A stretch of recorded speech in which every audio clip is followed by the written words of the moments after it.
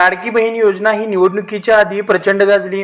ही योजना निवडणुकीपुरती मर्यादित आहे आणि नंतर बंद होईल। ह्या योजनेचे पैसे मिळणारच नाही अशी टीका विरोधकांकडून होत होती। मात्र ही योजना सुरूच राहणार आहे असं सत्ताधारी तेव्हाही सांगत होते आणि आता निवडून आल्यावरही सुद्धा सांगत आहेत।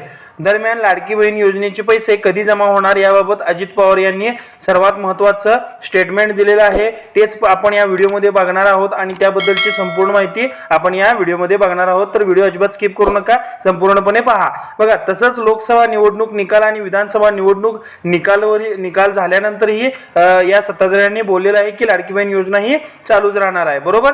तर बघा काय म्हणाले अजित पवार, कधी कधी अपयश येत असते पण अपयश हे कायम येत नसतं। विधानसभा निवडणुकीनंतर आमची जबाबदारी वाढली आहे आणि महायुतीला लोकसभेच्या निवडणूक निकालानंतर केवळ 17 जागा मिळाल्या होत्या। मात्र आता वेगळं चित्र आहे। विधानसभेला आपल्याला चांगलं यश मिळाल्याने अजित पवार म्हणाले की कोणतेही यश अपयश कायम नसतं, आपल्याला यात सातत्य टिकवायचं आहे असंही त्यांनी स्पष्ट केलंय। बघा, लाडक्या बहीण योजनेच्या बाबतीतचे सर्वात महत्त्वाचं स्टेटमेंट अजित पवार यांचं जे स्टेटमेंट आहे ते मी या व्हिडिओच्या शेवटमध्ये सांगणार आहे। तर व्हिडिओ शेवटपर्यंत पहा, अजिबात स्किप करू नका। तर बघा, लाडक्या बहिणींनो, लाडकी बहीण योजनेच्या अंतर्गत 21 रुपये देण्याचं त्यांचं आश्वासन हे त्यांनी दिलेलं आहे। ते बघा काय आहे, लाडकी बहीण योजनेच्या माध्यमातून राज्यातील महिलांना महिन्याला 1500 रुपये दिले जातात। मात्र विधानसभा निवडणुकीपूर्वी महायुतीच्या सरकार आल्यानंतर महिलांना 21 रुपये देण्याचं आश्वासन महायुतीच्या नेत्यांनी दिले होते।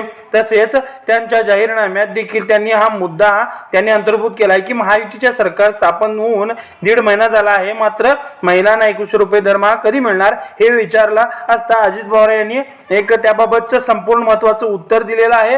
ते उत्तर काय आहे बघा, लाडकी बहीण योजनेचे पैसे कधी मिळणार आणि याच हे विचारताच त्यांनी एक उत्तर दिलंय। काय उत्तर, काय अजित पवार यांचं स्टेटमेंट आहे ते आपण बघूया। बघा, लाडकी बहीण योजनेचे पैसे कधी मिळणार या प्रश्नाबाबत उपमुख्यमंत्री अजित पवार यांनी महत्त्वाचं वक्तव्य केले।